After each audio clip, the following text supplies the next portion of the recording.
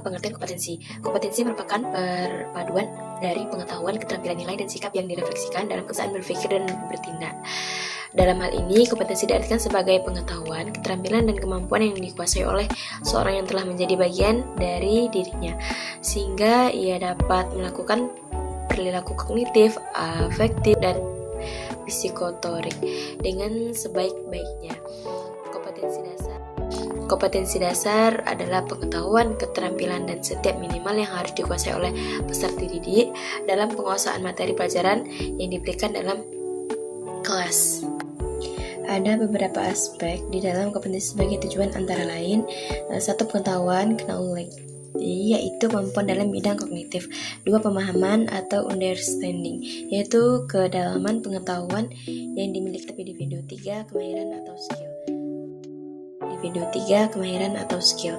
4. Itu nilai atau value, yaitu norma-norma untuk melaksanakan secara praktif tentang tugas yang dibebankan kepadanya. 5. Sikap atau attitude, yaitu pandangannya individu terhadap sesuatu minat. 6. Interaksi, yaitu kecenderungan individu atau menemukan sesuatu perbuatan. Hal ini berguna untuk mengingat para guru seberapa jauh tuntunan target kompetensi yang harus dicapainya. Berdasarkan kompetensi inti KL, kompetensi dasar dibagi menjadi 4, yaitu kelompok kompetensi dasar, sikap pada jenjang pendidikan tertentu, juga merupakan perincian atau penjabaran lebih lanjut dari standar kompetensi. Adapun penempatan komponen kompetensi dasar dalam selabut sangat spiritual mendukung KL1 atau kelompok 1. Kelompok 2, kelompok kompetensi dasar sikap sosial mendukung KL2 atau kelompok 2. Kelompok 3, kelompok kompetensi dasar sikap pengetahuan mendukung kelompok 3. Kelompok kompetensi dasar sikap pengetahuan mendukung KL3 atau kelompok 3. 4. Kelompok kompetensi dasar sikap keterampilan mendukung kelompok 4 atau KL4 atau kelompok 4. B. Langkah-langkah kompetensi. 1. Menjabarkan kompetensi dasar yang dimaksud. 2. Tulislah rumusan kompetensi dasarnya. 3. Mengkaji KD kompetensi tersebut untuk mengidentifikasi indikatornya dan rumuskan indikatornya yang dianggap relevan tanpa memikirkan urutannya terlebih dahulu. Juga tentukan indikator-indikator yang relevan dan tulislah sesuai urutannya. 4. Kajilah apakah semua indikator tersebut telah mempresentasikan KD-nya. Apabila belum, lakukanlah analisis lanjut untuk menemukan indikator-indikator lain yang kemungkinan belum teridentifikasi. 5. Tambahkanlah indikator lain sebelum dan sesudah indikator yang teridentifikasi sebelumnya, dan rubahlah rumusan yang kurang tepat dengan lebih akurat dan pertimbangkan urutannya. A.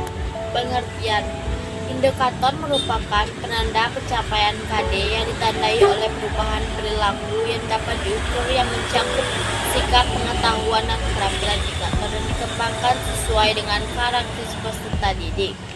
Mata pelajaran satuan pendidikan potensi daerah yang dirumuskan dalam kerta kerja operasional yang terukur dan atau dapat diobservasi.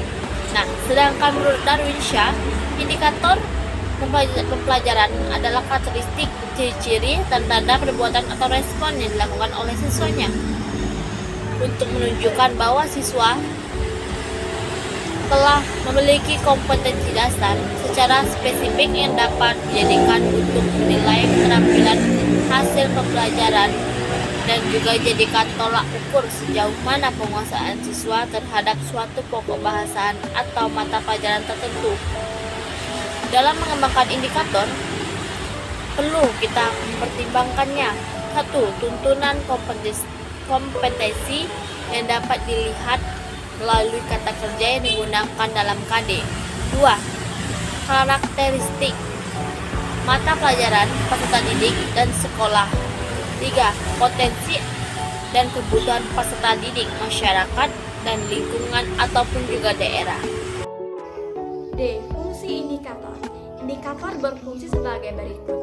1. Pedoman dalam mengembangkan materi pembelajaran. Mengembangkan materi pembelajaran harus sesuai dengan indikator yang dikembangkan. Indikator yang dirumuskan secara cermat dapat memberikan arah dalam pengembangan materi pembelajaran yang efektif sesuai dengan karakteristik mata pelajaran, potensi, dan kebutuhan peserta didik, sekolah, serta lingkungan. 2. Pedoman dalam mendesain kegiatan pembelajaran. Desain pembelajaran perlu dirancang secara efektif agar kompetensi dapat dicapai secara maksimal. Pengembangan desain pembelajaran hendaknya sesuai dengan indikator yang dikembangkan, karena indikator dapat memberikan gambaran kegiatan pembelajaran yang efektif untuk mencapai kompetensi. Indikator yang menuntut kompetensi dominan pada aspek prosedural menunjukkan agar kegiatan pembelajaran dilakukan tidak dengan strategi ekspositori, melainkan lebih tepat dengan strategi discovery injury. Yang ketiga, pedoman dalam mengembangkan bahan ajar. Bahan ajar perlu dikembangkan oleh guru guna menunjang pencapaian kompetensi peserta didik. Pemilihan bahan ajar yang efektif harus sesuai dengan tuntutan indikator. Kenapa? Karena dapat meningkatkan pencapaian kompetensi secara maksimal.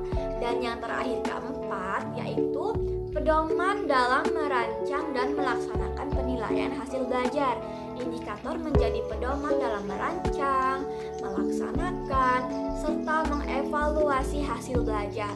Rancangan penilaian memberikan acuan dalam menentukan bentuk dan jenis penilaian.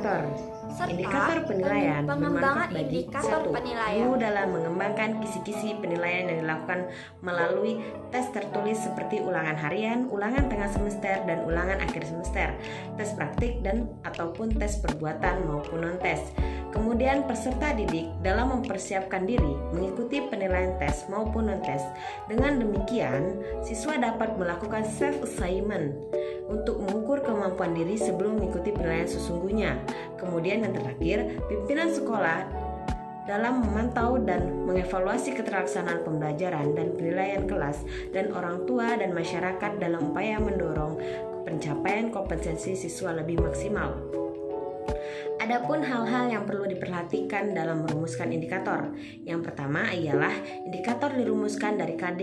Yang kedua, menggunakan kata kerja operasional. Yang ketiga, indikator dirumuskan dalam kalimat simple, jelas, dan mudah dipahami. Yang keempat, tidak menggunakan kata bermakna ganda. Yang kelima, hanya mengandung satu tindakan dan satu materi.